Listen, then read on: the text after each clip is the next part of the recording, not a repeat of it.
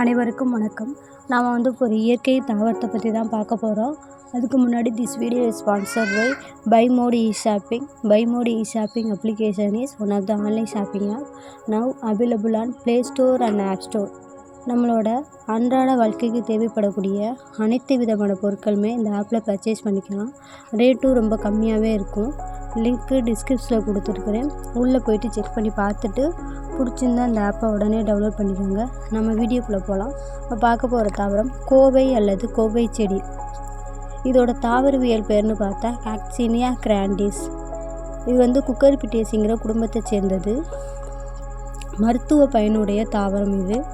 இக்கொடி தாவரம் பச்சை காடுகள் வேலிகளில் வளர்கிறது. இதன் இலையின் பிளவு அமைப்பை கொண்டு மூவிரல் கோவை, ஐவிரல் கோவை என்ற பிரிவுகள் உண்டு. இதன் பூ வெள்ளை நிறமானது. இலை, காய், தண்டு, வேர் என எல்லா பாகங்களும் மருத்துவ குணமுடையது. கோவை இலையால் இருமல், வாத கோபம், பெருவிரணம், சிறு சிரங்கு, தேக சூடு, நீரடைப்பு முதலிய நோய்கள் குணமாகும். கோவை இலைச்சாறு கருஞ்சீரக பொடி 5 கிராம் சேர்த்து அரைத்து படை மீது பூசி 1 மணி நேரம் கழித்து குளிக்கவும். தொடர்ந்து பூசி வர குணமாகும். கோவை இலையில் கால்சியம், பாஸ்பரஸ், போரான், இரும்புச்சத்து ஆகியவை நிறைந்து காணப்படுகிறது. கோவை இலைகளை வேப்பநெல் வதக்கி வீக்கத்தின் மேல் பற்று போட்டு வந்தால் வீக்கம் குறையும். தோலில் ஏற்படும் சொறி, சிரங்கு இவற்றை குணப்படுத்தவும் தோலில் ஏற்படும் அலர்ஜியை தடுக்கவும் கோவை இலை பயன்படுகிறது.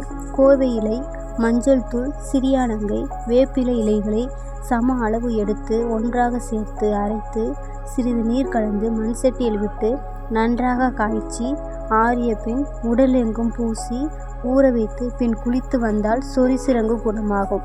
கோவை இலை கசாயம் செய்து அருந்தி வந்தால் உடல் வீக்கம் சீராக இருக்கும். கண்கள் குளிர்ச்சி பெறும். சிலருக்கு வியர்வை வெளியேறாமல் வியர்க்குருக்களாக நீர் கோர்த்து கொள்கின்றனர். இவை சில சமயங்களில் வேனல் கட்டியாக மாறவும் வாய்ப்புள்ளது. இவைகள் கோவை இலையை அரைத்து உடலெங்கும் பூசி குளித்து வந்தால் வியர்க்குரு வராமல் தடுக்கலாம். முன்பை விட இப்பொழுது கோவைக்காய் சமைத்து சாப்பிடுவதில் அனைவரும் விருப்பம் காட்டுகின்றனர். அது ஏனென்றால் சர்க்கரையை கட்டுப்படுத்தும் சக்தி கோவைக்காய்க்கு உள்ளது. கோவைக்காயை அரிந்து காய போட்டு உப்பு நீரில் மூக்கி எடுத்து உலர்த்தி பதப்படுத்தி வைத்துக்கொண்டு வற்றலை எண்ணெய் விட்டு பொரித்து உண்ணலாம். இதனால் ருசியின்மை, நீங்காத வெப்பம்,